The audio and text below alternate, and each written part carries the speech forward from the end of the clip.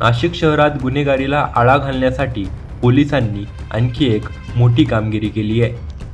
अमावस्येच्या रात्री गुन्हे शाखेच्या खंडणी विरोधी पथकानं मोस्ट वॉन्टेड गुन्हेगाराला पकडण्यात यश मिळवलंय.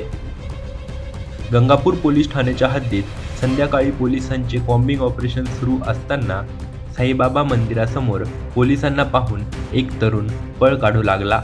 तात्काळ चारही बाजूंनी घेराव घालत पोलिसांनी त्याला पकडलं. चौकशीत समोर आलं की हा राहुल उर्फ बंटी भारती, वय 21, राहणार पंचवटी, याच्यावर गंभीर स्वरूपाचे गुन्हे दाखल असून तो बराच काळ आरोपी म्हणून पसार होता. जून महिन्यात दाखल झालेल्या या गुन्ह्यापासून तो सतत पोलिसांना चकवा देत होता. मात्र अमावस्येच्या रात्री पोलिसांनी केलेल्या या अचूक कारवाईमुळे त्याला अखेर गजाआड केले आहे. नाशिक पोलिसांनी पुन्हा एकदा दाखवून दिलं की गुन्हेगार कितीही पळाले तरी कायद्याच्या चौकटीतून सुटणं अशक्य आहे.